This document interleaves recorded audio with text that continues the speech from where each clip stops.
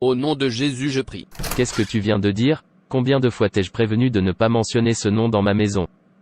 Veux-tu que je te renie? Écoute, n'importe quel jour tu appelles encore ce nom, tu ne seras plus mon fils, je te renierai. La seule chose que je te permettrai d'appeler dans cette maison c'est Dieu, pas Jésus, dans ma maison. Je suis désolé papa, je ne peux pas m'empêcher de prier en ce nom de Jésus, car ce nom de Jésus est le seul nom donné, parmi les hommes, par lequel nous devons être sauvés.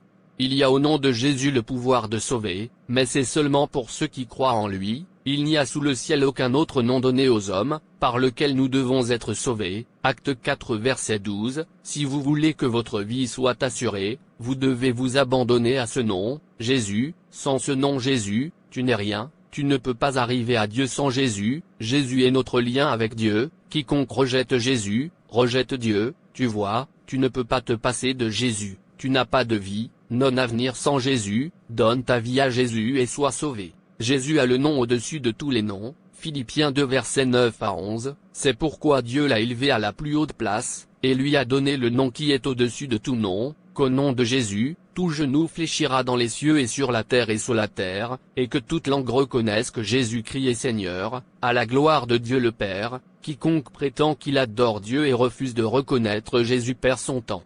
Si tu ne crois pas en Jésus, alors tu es un ennemi de Dieu. Papa, sauve ta vie et assure ton avenir, en donnant ta vie à Jésus. Tu ne peux pas te passer de Jésus, il est notre Rédempteur, il est la résurrection, il est notre vie. Jésus intercède pour les croyants, Jésus offre l'espoir, confiant en lui nous apporte l'espoir dont nous avons besoin pour faire face à nos défis. Jésus offre la paix, seul Jésus connaît la profondeur de nos épreuves, de notre douleur et de notre souffrance. Jean 14 versets 26 à 27.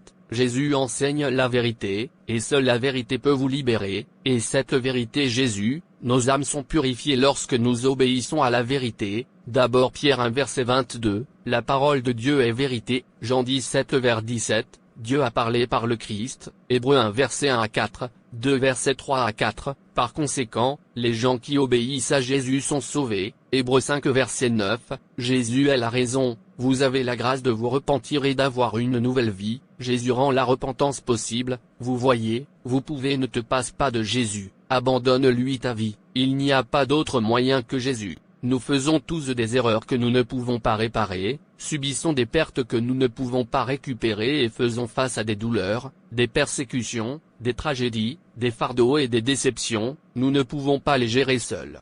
La bonne nouvelle est que nous n'avons pas à les gérer seuls, car Jésus est là pour nous. Dans un moment de faiblesse, nous pouvons crier, personne ne sait ce que c'est. Personne ne comprend, mais Jésus, le Fils de Dieu sait parfaitement et comprend, car il a senti et porté nos fardeaux individuels. Donnez votre vie à Jésus, il est le seul chemin. Louange à ton saint nom, Seigneur Jésus, pour le salut puissant, immérité et éternel que tu as dans ta grâce. Accorde-moi, merci d'avoir versé ton précieux sang, sur la croix du calvaire pour moi. Puis-je profiter de plus en plus de ce bénédiction, chaque jour qui passe. Amen.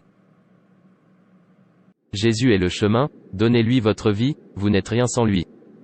C'était humiliant pour le Fils de Dieu, de devenir un homme, prendre le caractère d'un serviteur était encore plus humiliant, mais Jésus a fait un pas au-delà, il était prêt à mourir, l'une des formes d'exécution les plus honteuses, comme un criminel condamné sur une croix. Après son humiliation et son obéissance, Dieu a élevé Jésus à sa place de gloire légitime.